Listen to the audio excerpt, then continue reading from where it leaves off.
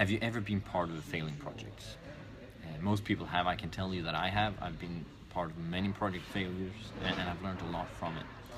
I want to tell you about two failures of quite big scale. And the first one is the Roman Empire. It got so big and they couldn't handle communication lines. It broke down. So that project was a failure. Second one, more recent one, is the Sochi Olympic Games. It had a budget of $12 billion and it ended up costing $51 billion. So project fails. There's so many examples. It happens all the time. Now, why does this happen? Well, there's something called the Pareto rule, which states that 20% of the inputs provide 80% of the outputs.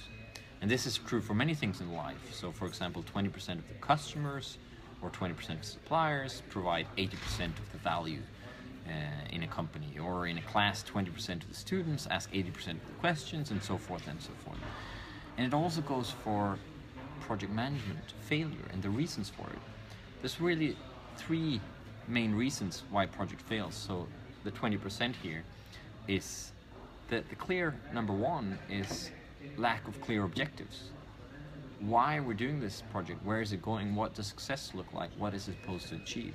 That is the main reason for project failure. We weren't clear on where we were going.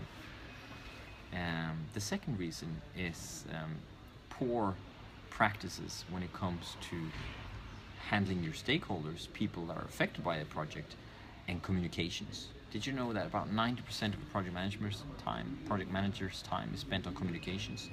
So lack of communications is really the second reason. And the third reason is lack of project management planning and lack of resources. Now, if we know this, can we do something about it? Yes, we can.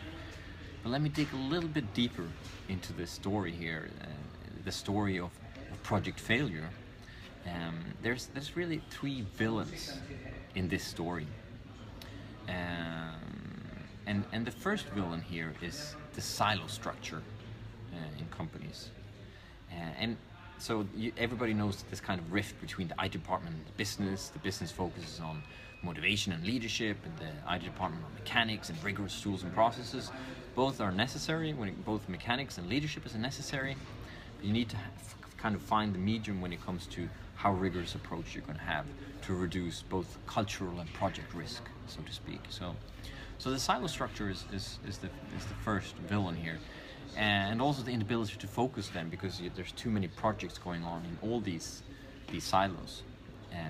So the second one is the short-term approach, and the fact that focus often shifts back and forth all the time. And the third one is lack of project management skills and knowledge. So those are the main three villains. Now, if we know that we have those villains, what can we do about it? And there are things we can do about it. And the first, I'm going to talk about two heroes here that can really bash these villains out of the way and really improve project management delivery and reduce project management failure. And the first hero here is to just have a simple one-pager with clear objectives.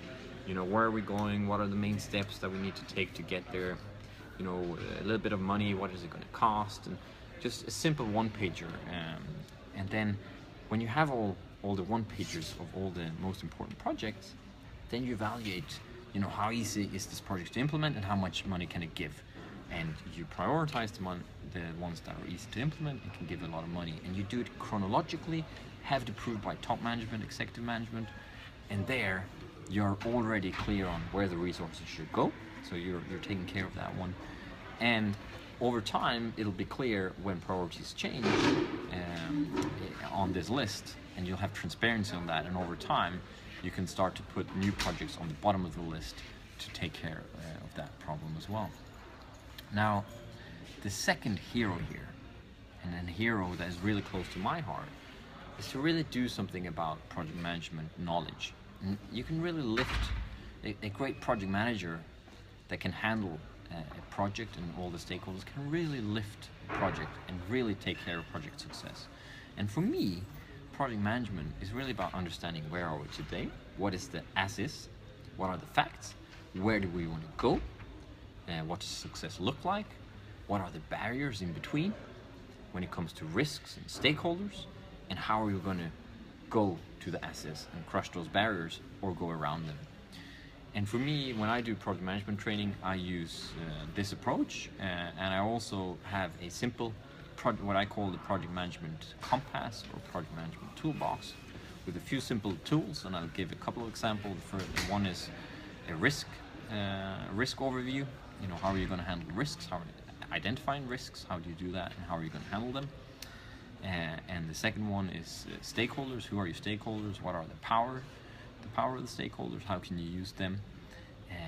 Project management planning, breaking down the steps that you need to take. So those are some of the mechanics, but don't forget also the leadership or the motivational aspects. You know, having a workshop, giving a fire speech, motivating your team. So there's really just some simple tools, and I can give you a 3-hour training to address those 20% that will give you 80% of the value and significantly improve the way you deliver on projects in your organization. So my name is Patrick Jonssons. I am a project management professional, PMI certified. I have Prince 2 practitioner and Prince 2 agile certification, and I have more than 10 years of hands-on practical experience of running projects, and I've also worked with sourcing, and I'd be happy to hear from you.